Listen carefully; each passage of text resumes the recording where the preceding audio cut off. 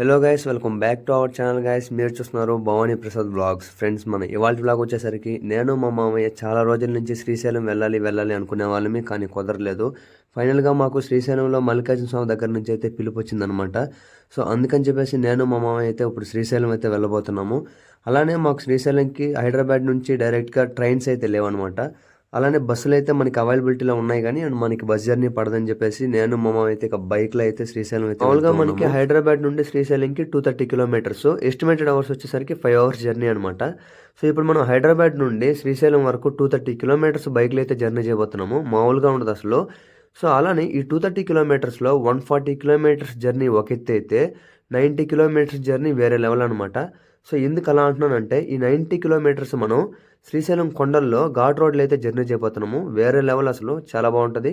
So ఈ వీడియోలో నేను మీకు హైదరాబాద్ నుండి శ్రీశైలంకి మా బైక్ జర్నీ ఎలా జరిగింది, శ్రీశైలం వెళ్ళిన తర్వాత రూమ్స్ ఎక్కడ తీసుకోవాలి, అదేవిధంగా సో మల్లికార్జున స్వామి దర్శనం మాకు ఎలా అయిందనేసి ఇవన్నీ కూడా మీతో షేర్ చేసుకోబోతున్నాను. వీడియో అయితే చాలా ఇంట్రెస్టింగ్ ఉంటుంది, స్కిప్ చేయకుండా లాస్ట్ వరకు అయితే చూడండి. ఇక మేము వచ్చేసరికి అమీర్పేటలో ఆఫ్టర్నూన్ తినేసి 2కి అయితే స్టార్ట్ అయిపోయాము. ఇప్పుడు టైం వచ్చేసరికి 3:30 అవుతుంది అనమాట. ఇక్కడ నుంచి మనం ఇంకా శ్రీశైలంకి 125 కిలోమీటర్స్ అయితే వెళ్ళాలి. ఇక మేము ఇక్కడ వాటర్ తీసుకునేసి వాటర్తో ఫేస్ వాష్ చేసుకొని ఇంక వాటర్ తాగేసి మళ్ళీ ఇక్కడ నుంచి అయితే మన జర్నీని అయితే స్టార్ట్ చేయబోతున్నాము. అదేవిధంగా ఇక్కడ ఒక పాయింట్ అయితే చెప్తాను, గుర్తుపెట్టుకోండి. మనం లాంగ్ జర్నీస్ బైక్లో వెళ్ళేటప్పుడు మీరు ఎక్కడైనా బైక్ ఆపితే స్టాప్ చేసి వద్దు, బైక్ని అయితే ఆన్లో ఉంచండి. ఎందుకంటే మనం స్టాప్ చేసడం వల్ల ఇంజిన్ అయితే ట్రబుల్ అవుతుంది అనమాట, ప్రాబ్లం వస్తుంది ఇంజిన్కి. అంత లాంగ్ జర్నీ చేసి వచ్చి బైక్ సడన్గా ఆపేస్తే ప్రాబ్లం అనేది అవుతుంది అనమాట.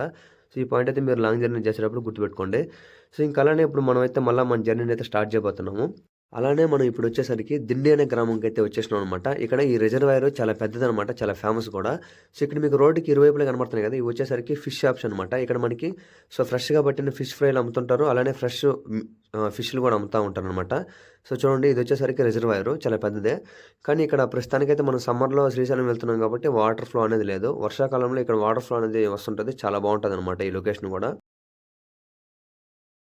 ఫ్రెండ్స్, మాకు ఈ బైక్ జర్నీ చాలా సహకరిస్తుందనమాట. సో ఎందుకంటే వెదర్ అంతా కూడా చాలా కూల్గా ఉంది. ఈ చల్లటి వాతావరణంలో సో చుట్టూ ఉన్న గ్రీనరీని చూసుకుంటూ సో ఈ హైవేలో జర్నీ చేస్తుంటే బైక్లో చాలా బాగుందనమాట. సో ఫైనల్గా మనమైతే 140 కిలోమీటర్స్ని అయితే సో కంప్లీట్ చేసుకునేసి ఇంకైతే మనం 90 కిలోమీటర్స్ అయితే ఈ ఘాట్ రోడ్లో అయితే ట్రావెల్ చేయబోతున్నాము. ఇప్పుడు మీకు కనబడుతున్నాయి కదా, సో ఇవన్నీ కూడా శ్రీశైలం కొండలు అనమాట. సో ఇప్పుడు ఈ కొండల మీద మనం 90 కిలోమీటర్స్ ఘాట్ రోడ్లో ట్రావెల్ చేసి శ్రీశైలం అయితే రీచ్ అవ్వబోతున్నాము. అదేవిధంగా చాలామంది కూడా సో శ్రీశైలంకి వచ్చి మల్లికార్జున స్వామిని దర్శనం చేసుకొని రిటర్న్ అయితే వెళ్తూ ఉన్నారు. సో అలానే ఈ ఘాట్ రోడ్లో మీకు ఒక విషయం అయితే చెప్పాలి. సో మీరు ఘాట్ రోడ్లో ట్రావెల్ చేసేటప్పుడు చాలా నెమ్మదిగా ట్రావెల్ చేయండి. సో ఎందుకంటే అది మీ సేఫ్టీతో పాటు ఇక్కడ చాలా అయితే మనకి అనిమల్స్ అయితే ఉంటాయి అన్నమాట, తిరుగుతూ ఉంటాయి. సో అవి ఉంటాయి కాబట్టి వాటికి ఎలాంటి హానికరం జరగకుండా, మనకి ఎలాంటి హానికరం జరగకుండా ఈ ఘాట్ రోడ్లు మీరు చాలా అంటే ప్రమాదం లేకుండా మంచిగా అయితే జర్నీ చేయండి. సో అదేవిధంగా మీరు ఈ అడవి జంతువులకు కూడా ఎలాంటి ఫీడ్ కూడా మీరు పెట్టద్దు. సో ఇప్పుడైతే మనం సో ఘాట్ రోడ్లో అయితే ట్రావెల్ చేస్తున్నాము. చూడండి ఒక్కసారి ఈ గ్రీనరీ ఎట్లా ఉందో, చాలా అంటే చాలా బాగుందనమాట. సో మనకి తెలియదు అసలు 90 కిలోమీటర్స్ సో ఇట్లా ఈ ఘాట్ రోడ్లో జర్నీ అంటే అసలు వేరే లెవెల్. నాకైతే అసలు మాదైతే మంచి ఎక్స్పీరియన్స్ అని చెప్పుకోవాలి. బైక్లో వెళ్ళి చాలా మంచి పని చేసాము. సో మళ్ళీ ఇలాంటి అవకాశాలు రావు కూడా మాకు. చాలా అంటే చాలా బాగుంది, చాలా బ్యూటిఫుల్ కూడా ఉందన్నమాట. నా కళ్ళతో నేను చెప్పడం కాదండి, మీ కళ్ళతో మీరే చూడండి, అర్థమవుతుంది. ఇక ఫైనల్గా మనమైతే శ్రీశైలం డ్యామ్ వద్దకు అయితే వచ్చేసినాము. సో ఇప్పుడు వచ్చేసరికి ఈవినింగ్ 6:30 అవుతుంది. అంటే మేము నెమ్మదిగా అలాగే అక్కడక్కడ ఆగి కూడా రావడంతో మాకైతే ఇప్పుడు ఈవినింగ్ 6:30 అవుతుంది అనమాట శ్రీశైలం డ్యామ్ రీచ్ అయ్యేసరికి. సో చూడండి, ఇదే శ్రీశైలం డ్యామ్ అనమాట. సో పెద్దగా వాటర్ ఫ్లో అయితే లేదు. సో ఇంక సమ్మర్ కాబట్టి తెలిసిందే. సో ఇదనమాట శ్రీశైలం డ్యాము.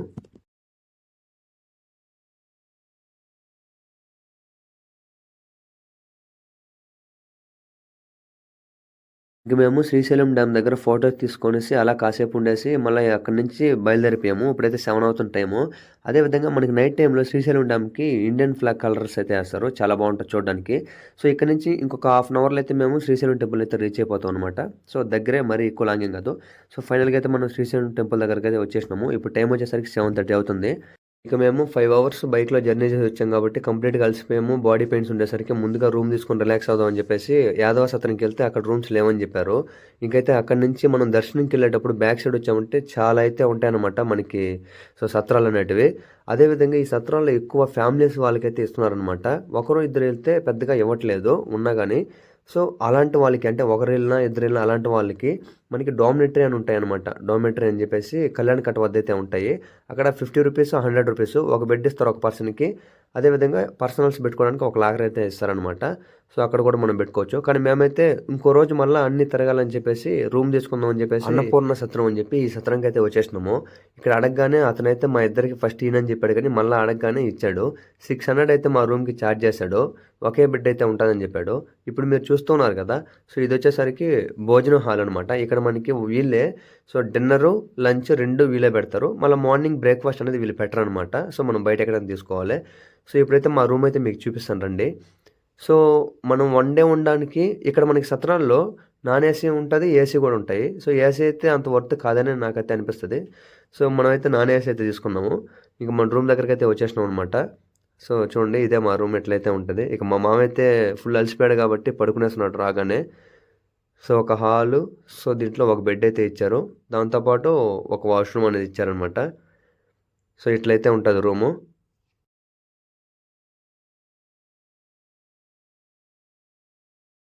ఇక మనం మనీ కట్టి రూమ్ బుక్ చేసుకున్న తర్వాత వాళ్ళైతే ఇలా స్లిప్ అయితే ఇస్తారు. ఈ స్లిప్ అయితే జాగ్రత్తగా పట్టుకోండి, ఎందుకంటే వాళ్ళు మన దగ్గర అడ్వాన్స్గా 500 ఎక్స్ట్రా కట్టించుకుంటారు. సో ఈ స్లిప్ రిటర్న్ ఇస్తేనే మనకి ఆ 500 కూడా రిటర్న్ ఇస్తారనమాట. ఇక నాకైతే నిద్ర రావట్లేదని చెప్పేసి అలా బయట వచ్చాను. బయట రాగానే వీళ్ళైతే డ్రమ్స్ కొట్టుకుంటూ ఎట్లయితే చూడండి డ్యాన్స్ అయితే వేస్తున్నారు. ఇంకా అలా కాసేపు అయితే చూశాను. వీళ్ళైతే చాలా మంచిగా అయితే డ్యాన్స్ చేశారనమాట. సో పైన 3 కుండలు పెట్టుకొని చేత్తో హ్యాండిల్ చేయకుండా అయితే చూడండి ఎంత మంచిగా అయితే చేస్తున్నారు.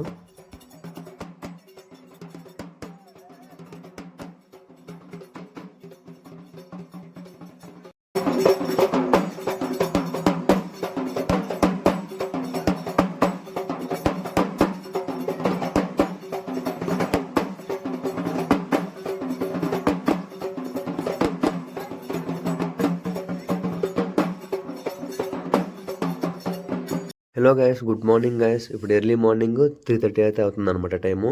ఇక 4:30కి దర్శనం ఓపెన్ చేస్తారని చెప్పేసి నేను మా అమ్మ 2K లేసి ఇద్దరం కూడా ఫ్రెష్ అయిపోయేసి ఇక దర్శనంకి అయితే ముందుగా వెళ్దామని చెప్పేసి 3:30కి అంతా కూడా వెళ్తూ ఉన్నాము.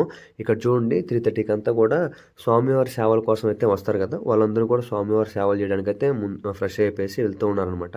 అలానే ఇక్కడ చాలామంది కూడా రూమ్స్ లేని వాళ్ళు, బుక్ చేసుకున్న వాళ్ళంతా కూడా చూడండి ఇలా సో రోడ్ల మీద అయితే పడుకున్నారు. అది కాబట్టి సమ్మరే కాబట్టి చాలా చల్లగానే ఉంటుంది. ఇంకా మనం కొబ్బరికాయలన్నీ కూడా ఇక్కడికి వచ్చి తీసుకోవాలన్నమాట. గాలిగోపురంకి లెఫ్ట్ సైడ్ అయితే ఉంటుంది. ఇక దర్శనంకి వెళ్ళే సైడ్ రైట్ సైడ్ అయితే ఉంటుంది అనమాట. సో 25 రూపీస్ అయితే ఛార్జ్ చేస్తున్నాడు ఒక కొబ్బరికాయ. మన ఇంటి దగ్గర నుంచి తెచ్చుకున్న ప్రాబ్లం లేదు. సో గాలిగోపురంకి లెఫ్ట్ సైడ్ అయితే ఉంటుంది. ఇక కొబ్బరికాయలు అక్కడ తీసుకున్న తర్వాత గాలిగోపురంకి ఆపోజిట్లో ఇక్కడ ఒక దేవత అయితే ఉంటుంది అనమాట, దేవుడు. సో ఇక్కడ కొబ్బరికాయలు కొట్టుకునేసి కూడా మనం ఇంకా దర్శనంకి అయితే వెళ్ళాలన్నమాట. ఇంకా అలా ముందుకెళ్ళామంటే ఇక్కడ దర్శనం దగ్గరికి అయితే వచ్చేసినాము.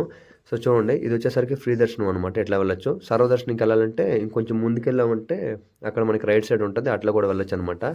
అదేవిధంగా మనకి లోపలికి మొబైల్స్ అనేది అలో లేదు. సో సారీ, సో లోపల అన్నీ కూడా నేను మీకు చూపించలేకపోతున్నాను. ఇంకా మనం మొబైల్స్ అనేటివి ఇక్కడే ఇచ్చేయాల్సి ఉంటుంది. అదేవిధంగా సో సమ్మర్ సీజన్ కదండి, సో వీళ్ళైతే చూడండి భక్తులకి ఇక్కడ ఇన్పుట్స్ అయితే ఇస్తున్నారు ఎలా ఉండాలి అని చెప్పేసి. అలానే ఇక్కడ చూడండి అన్నగారు ఎర్లీ మార్నింగ్తో ఛాయ్ అనేది అమ్ముతూ ఉన్నారనమాట. ఇక మొబైల్ అనేది గుళ్ళోపల కలవలేదు కాబట్టి మనం ఇక్కడికి వచ్చేసి మొబైల్ అయితే ఇచ్చేసినాము. మొబైల్కి 10 రూపీస్ ఛార్జ్ చేస్తారు, లగేజ్కి అయితే 20 రూపీస్ ఛార్జ్ చేస్తారు. గైస్ మనకైతే దర్శనం చాలా మంచిగా అయిందనమాట. దర్శనంకి పోయి వచ్చానమాట ఇప్పుడే. సో మనకైతే దర్శనం టైం 20 మినిట్స్ అయితే పట్టింది. 4:30కి ఓపెన్ చేశారు, 4:50కి అంతా అయిపోయిందనమాట. సో నిదానంగా ఆగి 5 మినిట్స్ అయితే చూసాను దేవుడిని. చాలా మంచిగా అయితే అయింది ఎర్లీ మార్నింగ్, పెద్ద రష్ కూడా లేదనమాట. అదేవిధంగా ఇక్కడ మనకి స్పర్శ దర్శనం అనేది కూడా ఉంటుందన్నమాట. మాకు తెలీదు, బయట వచ్చిన తర్వాత తెలుసుకున్నాము. సో 1000 రూపీస్ కట్టామంటే మనం దేవుణ్ణి తాకి దర్శించుకోవచ్చు అంట. స్పర్శ దర్శనం 1000 రూపాయలు, ముందుగానే మనం ఆన్లైన్లో బుక్ చేసుకోవాలంట. ఇక మనం దర్శనం చేసుకొని బయట రాగానే నేరుగా లడ్లు కౌంటర్ దగ్గరికి అయితే వస్తాం అనమాట. సో చూడండి, ఇట్లా మనం నేరుగా లడ్లు కౌంటర్ దగ్గరకు వస్తే వస్తాము. సో ఇట్లా ఉంటుంది అనమాట, లడ్లు కౌంటర్ ఇక్కడ ఉంటుంది. కానీ ఈ లడ్ల కౌంటర్ల దగ్గర అంతా కూడా మార్నింగ్తో మనకి ఇక్కడ టిఫిన్ అనేది అయితే అమ్ముతూ ఉంటారు. చాలామంది వాళ్ళు ప్రిపేర్ చేసి ఇక్కడ తీసుకొచ్చి అమ్ముతూ ఉంటారు అనమాట. సో చాలామంది భక్తులు కూడా ఆ టిఫిన్ తింటూ ఉంటారు. సో ఇక మనం అయితే లడ్లు తీసుకుందని చెప్పి లోపలికి అయితే వచ్చేసినాము. ఇక్కడ ఒక లడ్డు వచ్చేసరికి 20 రూపీస్ అనమాట. అలానే ఇక పులిహార కూడా అమ్ముతారు. ఇక మేము తీసుకునేసి ఇంకా అక్కడ నుండి నేరుగా రూమ్కి అయితే వెళ్తూ ఉన్నాము. నెక్స్ట్ వీడియోలో సో శ్రీశైలంలో మల్లికార్జున స్వామి దర్శనంతో పాటు ఇంకా ఏ ప్లేస్లు తిరగాలో ఆ వీడియోలో అయితే పెడతాను. ఈ వీడియోలో ఎంత అయిపోతుందని పెట్టలేదు అనమాట. వీడియో ఎలా అనిపించిందో కామెంట్ చేసి, వీడియో నచ్చితే లైక్ చేసి మన ఛానల్ని సబ్స్క్రైబ్